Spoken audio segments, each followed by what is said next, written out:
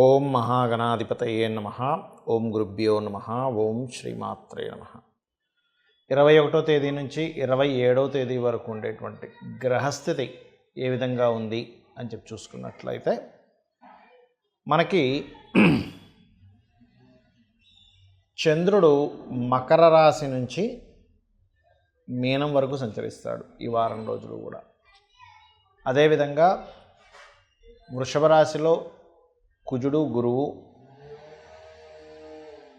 కర్కాటక రాశిలో రవి శుక్రులు, సింహరాశిలో బుధుడు, కన్యారాశిలో కేతువు యొక్క సంచారం జరుగుతుంది.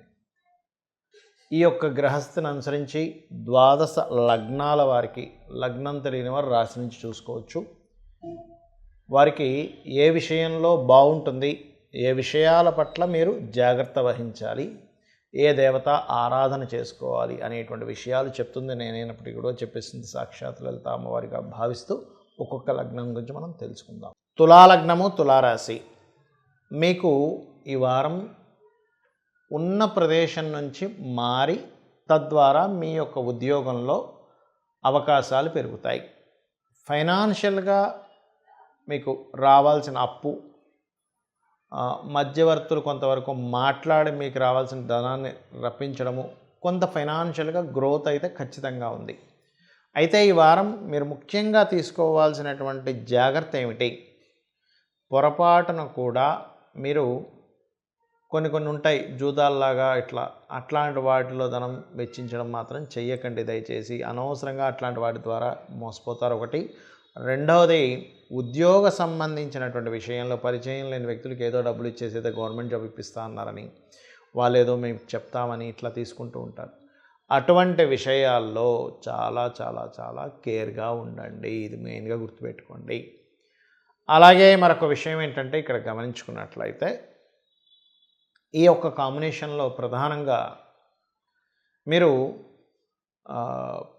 అంటే మోసపోకుండా ఉండాలి. ఒక జాబ్ విషయంలో మోసపోకుండా ఉండాలంటే ఆంజనేయ స్వామి యొక్క ఆరాధన, ఓం దుమ్ దుర్గాయ నమః అనే నామస్మరణ, వీలైతే ఆంజనేయ స్వామి క్షేత్రం లేదా మనకి కొండగట్టు ఇట్లాంటి క్షేత్రాలు ఉంటాయి, లేదంటే ఇంటి దగ్గర ఉన్నటువంటి ఆలయానికైనా రెగ్యులర్గా వెళ్తున్నట్లయితే ఖచ్చితంగా మీకు ఆ ఇబ్బంది, ఆ మోసం నుంచి మీరు 100% బయటపడగలుగుతారు.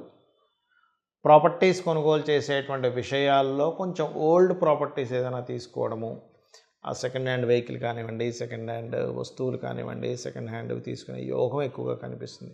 దాన్ని మళ్ళీ మీరు ఏదైనా దాన్ని ఇంకొంచెం కలరింగ్ చేసుకొని కొంచెం క్రియేటివ్గా తయారు చేసుకునేటువంటి యోగం కూడా ఈ వారం మీకు చూపిస్తుంది.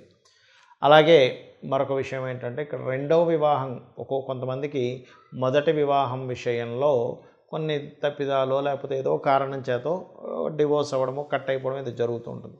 అటువంటి వారికి ఇప్పుడున్నటువంటి గ్రహస్థితి మీ బంధువర్గంలో వారిని కనుక మీరు ప్రయత్నం చేసినట్లయితే రెండవ వివాహ యోగం కలుగుతుంది. అదేవిధంగా కొంతవరకు ప్రమోషన్స్ కూడా వచ్చేటువంటి యోగం బలంగా చూపిస్తుంది ఈ వారము. ఏదైనా కొత్త బిజినెస్లు ప్రారంభించడానికి కూడా మీరు ప్రయత్నం చేస్తారు ఈ వారంలో.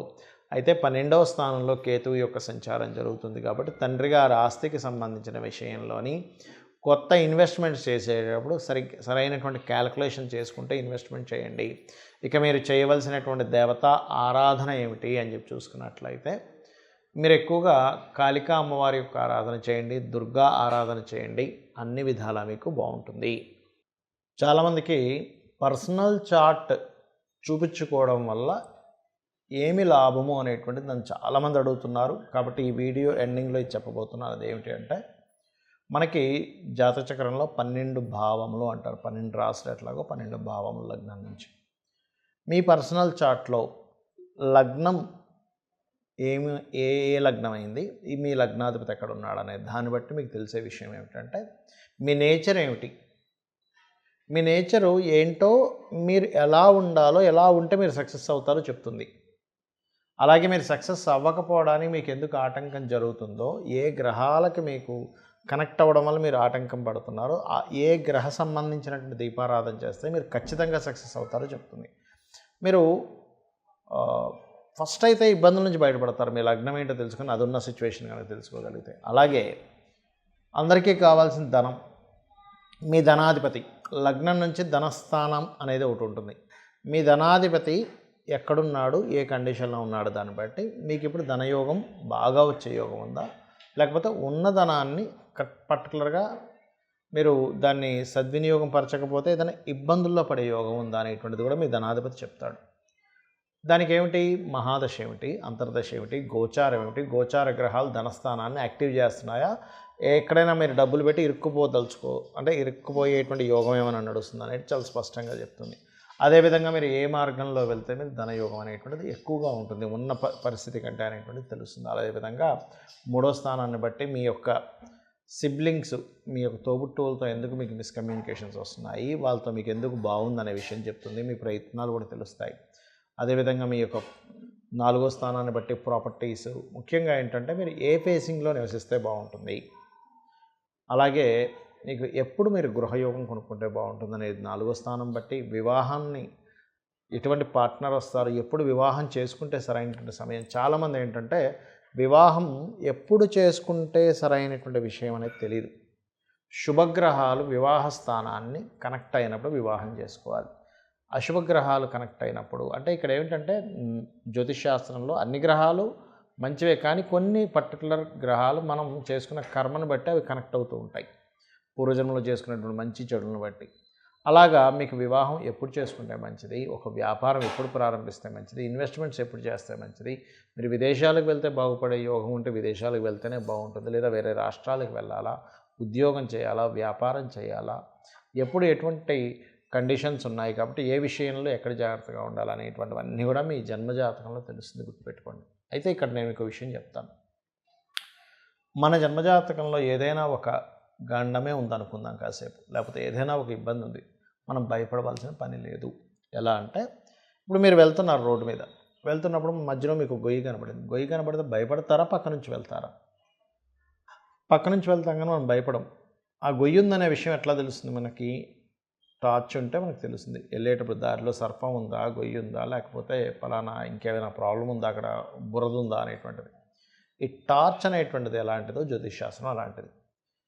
మరి ఇక్కడ మనం ఈ గోచార ఫలితాలు చెప్పుకుంటున్నాం, దీనికి ఎందుకు చెప్పుకుంటున్నాం? మన జన్మజాతకమే ఇంత కరెక్ట్గా ఉంటాయి అంటే కనుక ఒకటే, బయట ఉండే పరిస్థితులు, మనం తీసుకునే నిర్ణయాలు మన సొంతము, మన కర్మ అంతా మన జన్మజాతకం అయితే, ఇప్పుడు బయట ఉండే కండిషన్స్ అనేటువంటిది ఇప్పుడు ఉండే గోచారం. అంటే ఒక వ్యక్తి మంచి అద్భుతమైనటువంటి బిజినెస్ మ్యానే అనుకోండి, లేదా అద్భుతమైనటువంటి జాబ్ చాలా సిన్సియర్గా చేసే అబ్బాయి అనుకుందాం కాసేపు, అబ్బాయి కావచ్చు, అమ్మాయి కావచ్చు, కానీ బయట జాబ్ వచ్చేటువంటి ఛాన్సెస్ తక్కువగా ఉన్నాయి, ఆపర్చునిటీస్ తక్కువ ఉన్నాయి అనుకోండి. మీలో ఎంత టాలెంట్ ఉన్నా ఆ ఆపర్చునిటీస్ని బట్టే మీరు నిర్ణయం తీసుకోవాలి.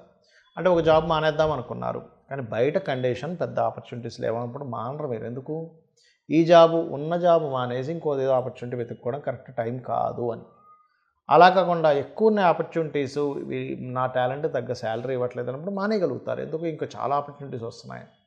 అలాగే బిజినెస్ పరంగా కానీ ఇవన్నీ కూడా బయట ఉండే కండిషన్ చెప్పేదే గోచార ఫలితాలు. కాబట్టి మీరు ఈ యొక్క గోచార ఫలితాలని మీ యొక్క జన్మజాతకంలో ఉండేటువంటి యోగాల్ని లేదా జాగ్రత్తల్ని తెలుసుకుంటూ ఆ యొక్క లలితాంబిక అమ్మవారి యొక్క అనుగ్రహం మీరు పరిపూర్ణంగా పొందాలని మనస్ఫూర్తిగా కోరుకుంటూ శ్రీమాత్రే నమః.